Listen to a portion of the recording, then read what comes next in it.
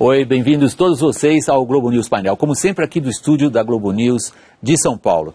Nosso assunto dessa semana é um assunto que tomou conta da semana na imprensa internacional, boa parte da imprensa brasileira também, são as ameaças feitas pela Coreia do Norte, é um dos regimes mais isolados e atrasados do planeta, ameaças feitas à vizinha da Coreia do Sul e também à superpotência militar do planeta, aos Estados Unidos. A crise criada em torno da Coreia do Norte é, portanto, como vocês adivinharam, o tema desta edição do Globo News Painel. Eu vou começar a apresentação dos nossos participantes aqui em São Paulo por Gunther Hutzit, que é professor de Relações Internacionais das Faculdades Rio Branco. Está conosco também a economista Maria Pignon, da FACAMP, a Faculdade de Campinas. Maria é mestre em Relações Econômicas Internacionais pela Universidade de Yonsei, na Coreia do Sul, e coordena o recém-formado Grupo de Estudos Asiáticos da já mencionada FACAMP. E o terceiro participante é meu colega, é o jornalista Roberto Godoy. Ele é especializado em assuntos de defesa e ele faz parte da redação do jornal O Estado de São Paulo.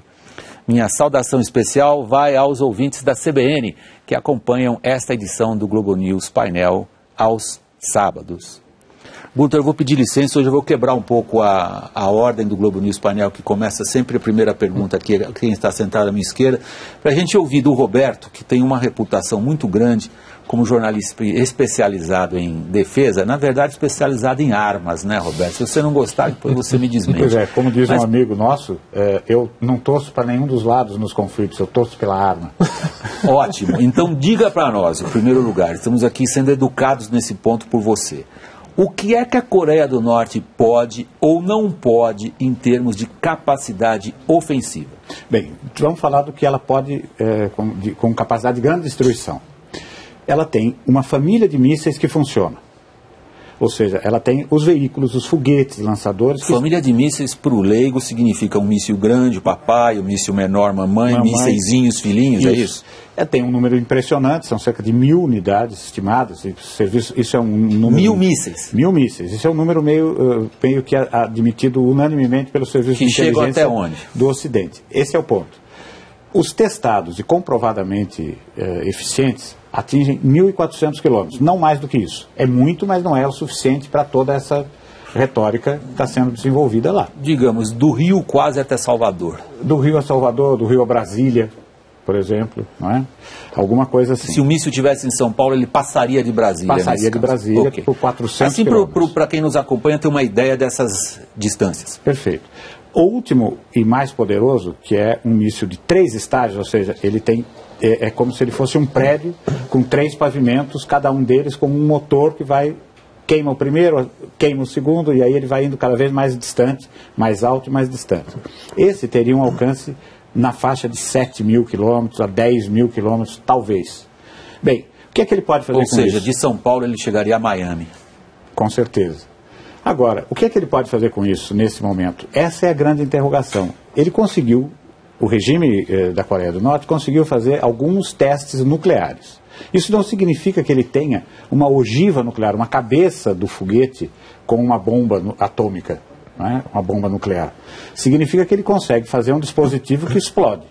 Agora, existe toda uma tecnologia que é ainda muito mais complexa do que a de construção do próprio artefato explosivo, que é a de compactação, de miniaturização, e que isso é que faz a diferença. Para que ele fique no tamanho e no peso de um foguete, vamos usar a linguagem popular, exatamente, que seja capaz de ir de São Paulo a Miami, no caso que seja capaz de ir da Coreia do Norte até o que eles querem fazer, que é chegar em algum lugar dos Estados Unidos. Pois é, teria que pesar qualquer coisa entre 700 quilos e 1 tonelada. Provavelmente o que ele tem hoje é alguma coisa acima de 2 ou 3 toneladas. E não tem o formato, não tem a arquitetura, não tem o desenho adequado. Pelo menos é o que se sabe até agora. Roberto, nós agradecemos a aula com a qual estamos começando o Globo News Painel, provavelmente quem nos acompanha também, porque agora vem as questões. Gunther, você tem medo da Coreia do Norte? Ou depois do que você ouviu, você passou a ter? Não, medo do que ela pode fazer não tem, porque como o Godoy bem colocou, ela não consegue ainda lançar por uma bomba atômica, porque pegar um míssil desses e colocar um explosivo comum é muito bang para menos boom, ou seja, é gastar demais com um míssil para o estrago que vai fazer. Agora, no futuro, e provavelmente num futuro não tão distante, ela deve chegar a uma miniaturização de uma ogiva, e aí sim eu começaria a ficar preocupado. Por quê? Hoje a Coreia do Norte sabe, a liderança sabe que se for para um conflito, ela perde. Porque fora todo esse arsenal de mísseis... Os 1000 mísseis da família de mísseis, o equipamento convencional dela, ou seja, aqueles equipamentos de uma guerra clássica, tanques, aviões, artilharia, veículos blindados, são veículos muito antigos, é um equipamento antigo, pouquíssimos foram modernizados, né, ou comprados novos. Então, isso se deve principalmente ao fim da Guerra Fria. Hoje, o que a Coreia do Sul gasta na área de defesa, só militar, é muito superior ao que a Coreia do Norte gasta. Então, há uma consciência de que, se for para a guerra, com certeza eles perdem. Maria, você tem medo da Coreia do Norte? Você conhece bem a região? Eu concordo com o Gunther. Hoje em dia... Ou seja, ele não tem medo, é isso? Ele não tem medo. Foi o jeito que você falou, achou de dizer para dizer que você não tem medo. Eu concordo com o Gunther em dizer que hoje em dia a Coreia do Norte, das informações que nós temos, dado que é um regime tão fechado, não possui capacidade de miniaturizar uma ogiva nuclear. Então, as armas que ela possui hoje em dia, se bem são muitas, são de alcance limitado, de impacto limitado, e por mais que tenha o maior exército do mundo, né, proporcional, né, com relação ao tamanho da população. Cuidado, porque aí o Vaticano ganha deles. Exércitos proporcionais à população do Vaticano é o país mais militarizado, quer dizer, ou o estado mais militarizado. Se a gente considerar, né, a Guarda Suíça? Sim. Certo, é verdade. Mas prosseguindo o seu raciocínio, embora, e desculpe a brincadeira, embora você, assinalando como você o fez até agora, que em relação à população, o Exército é um dos países mais militarizados do mundo, isso não te impressiona tanto, é isso? Não me impressiona, em função do poderio militar da Coreia do Sul frente à Coreia do Norte e dos acordos regionais, principalmente do apoio norte-americano à Coreia do Sul, num eventual conflito armado. Nós vamos entrar nisso, porque vocês dois já colocaram uma série de aspectos políticos na discussão. Roberto, e você, afinal, você iniciou o Globo News Painel ilustrando a todos nós o que a Coreia do Norte pode ou não pode, e quanto é que você teme que a Coreia do Norte possa fazer? Pois é, eu tenho um certo temor, porque eu acho que a gente não pode subestimar o que acontece ali. Quer dizer, ele pode não ter, eventualmente, o regime fez algumas alterações, teve algumas alterações de comportamento nos últimos anos, em relação ao investimento nesse, não um valor, investimento é um esforço, nesses programas militares. Então, por exemplo, até 2009, os foguetes mísseis não sabiam voar direito, a não ser os menores e os de menor alcance. De repente eles passaram a ter, eles tinham uma aparência toda estranha, pareciam aquelas coisas de feira de ciências, né? Uma coisa meio tosca, não inspiravam, alguns deles inclusive vistos em desfiles militares, eram visivelmente maquetes, né? Bom, de repente eles começaram a voar, mudou o design, e o que os serviços de inteligência têm reportado é que eles contrataram especialistas mercenários, provavelmente ucranianos, que estão aí disponíveis mesmo no mercado de tecnologia militar, para fazer essas correções. Você não está sendo irônico, né? Porque os ucranianos estão ajudando o programa espacial brasileiro também. Pois é. Vamos fazer uma ressalva. Os outros ucranianos. A turma do B. A turma do B. Eles, com isso, as máquinas estão voando. Eles podem ter feito alguma coisa muito parecida, mas eu acho que seria facilmente detectado, para conseguir essa a tal da miniaturização, essa coisa. Agora, é difícil. Então eu acho o seguinte, não é exatamente um temor, mas eu reluto em subestimar a capacidade. Ele acabou de colocar um elemento político, Gunther, o Roberto acabou de fazer isso agora, e a pergunta vai a você também, Maria, é essencial. Aqui no próprio Globo News Painel, acho que 2 ou 3 semanas atrás, até eu usei essa expressão. A decisão de George W. Bush de invadir o Iraque foi estúpida, porém baseada em 2 aspectos. 1, a visão de mundo dele. 2, eu tenho poder militar, eu faço. O paralelo agora com a Coreia do Norte é o seguinte, racionalmente, no primeiro momento nas intervenções de vocês, parece impossível acreditar que um Estado, nas condições que vocês descreveram do ponto de vista militar, seja capaz, louco ou estúpido o suficiente para desafiar a maior potência militar do planeta. Ou é possível acreditar de novo em tamanha estupidez? Aí a gente tem que olhar para o indivíduo. Esse é o foco da questão. O foco da questão é Kim Jong-un, o novo líder da Coreia do Norte, neto do fundador da Coreia do Norte. Uma dinastia comunista. Sim, uma dinastia comunista, muito jovem, não se sabe direito, né, a data de nascimento dele, entre 29 e 30 anos, nunca teve experiência militar, começou a ser preparado pelo pai quando teve que assumir a liderança norte-coreana. Ao que tudo indica, ele está sendo assessorado por um tio e não tem essa convivência muito grande na política internacional. Os poucos relatos que se tem de oficiais, pessoas de outros governos que tiveram contato com ele, até saíram um tanto quanto impressionados com ou é realmente um perfil dele ou uma tentativa de se impor, uma atitude muito arrogante. Essa série de ameaças que ele vem fazendo há mais de uma semana. Portanto, faria... Não essa série de ameaças. Em encontros anteriores que funcionários de governos da Coreia do Sul, Coreia do Norte que estiveram com ele, nesses encontros pessoais, uma postura arrogante, que não difere muito do que tudo que a Coreia do Norte vem colocando até agora. Então, esse perfil, se for realmente o dele, de uma arrogância, de querer se impor até talvez por uma ameaça interna dele no poder, aí a gente começa a ficar um pouco preocupado. Maria, nós estamos no clássico campo, o papel da personalidade na história. Que figura é essa, na sua avaliação, desse ditador da Coreia do Norte? Kim Jong-un é o terceiro de uma dinastia de 3 grandes líderes da Coreia do Norte. O fundador, né, que seria a Coreia do Norte, o Kim Il-sung, era uma figura extremamente carismática e popular, com grande treinamento, tinha um forte treinamento militar, foi treinado em Vladivostok durante a Segunda Guerra Mundial. Então, no momento em que se consolida a Coreia do Norte...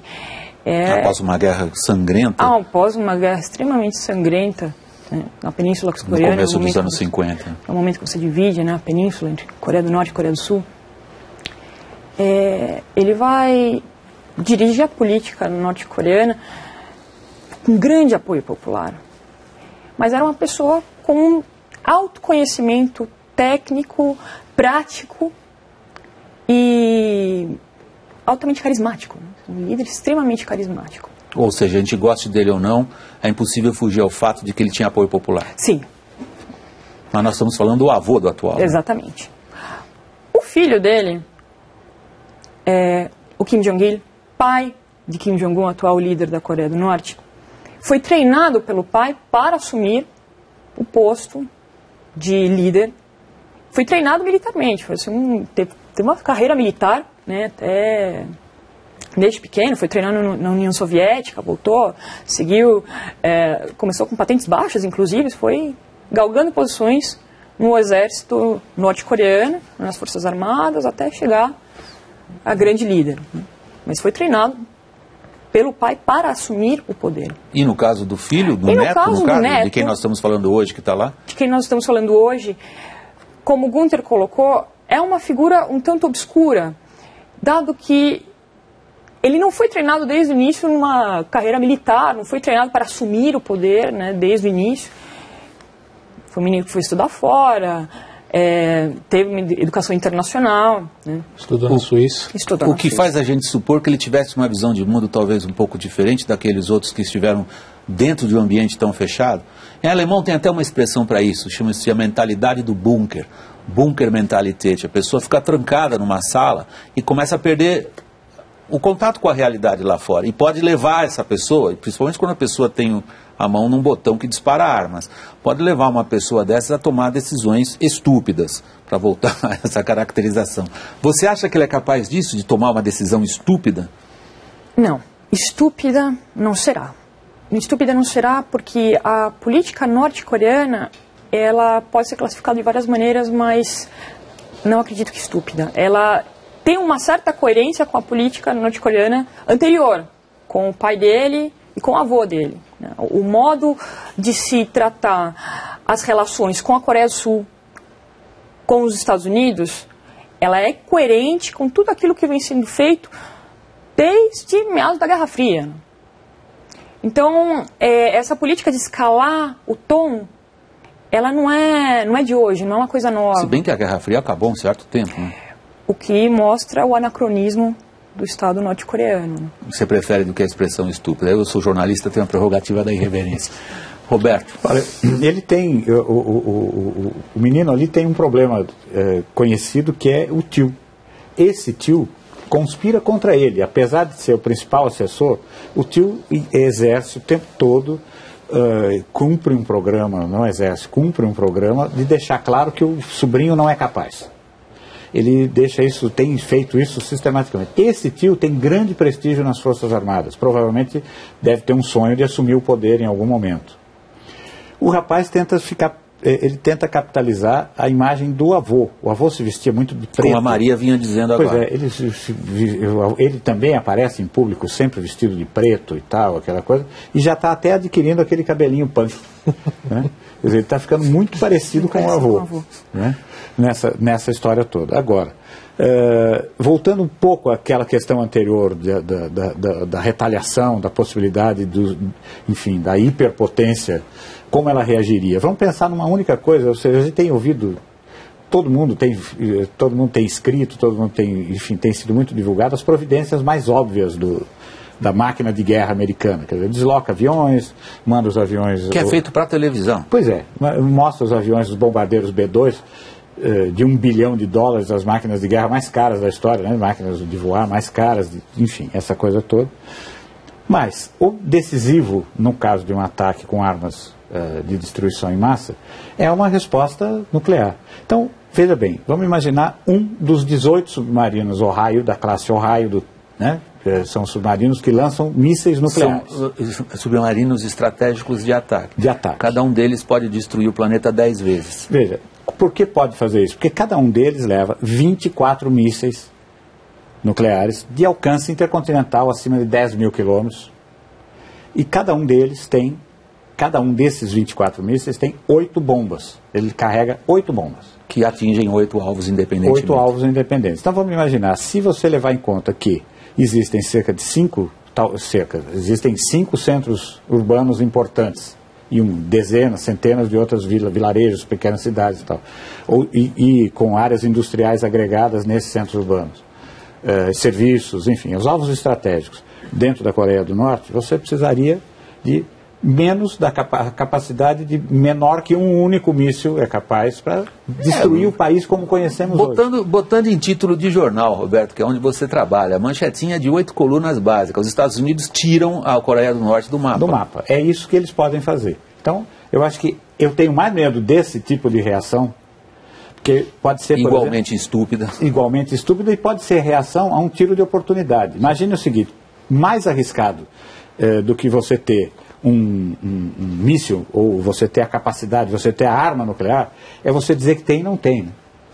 Caso célebre de Saddam Hussein. Exatamente. Acabou como acabou. O Gunther está me pedindo a palavra. Gunther, por favor. Não, o que eu temo é não uma atitude da liderança norte-coreana, mas uma escalada imprevisível. Ou seja, as tensões dos dois lados, e que os dois governos, né, tanto norte-coreano quanto Estados Unidos e Coreia do Sul, estão, né, é quase que um levanta e o outro levanta o tom junto.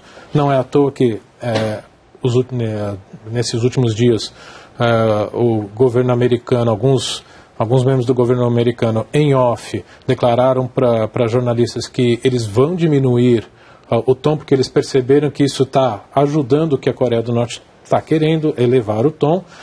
Numa situação dessas, em que as tensões estão tão grandes, em que a presidente sul-coreana, que é nova e ainda em busca de apoio político. E detalhe, filha do fundador da Coreia do Sul, em que a mãe foi morta num atentado atribuído a agentes da Coreia do Norte, ela mudou as regras de engajamento. Ou seja, o como e quando as forças sul-coreanas poderiam reagir tinha que passar pela aprovação do presidente. Ela mudou isso essa última semana. Ela disse que os militares agora têm a capacidade, a palavra final em decidir se respondem e em que tom. Isso me deixa preocupado. Por quê? Numa situação dessas... Porque uma resposta militar pode ser, digamos, desacoplada de uma necessidade política. Sim. E começa uma reação e vai escalando numa outra reação. Aí sim, isso pode chegar num ponto Maria, você perigoso. quer intervir nesse momento?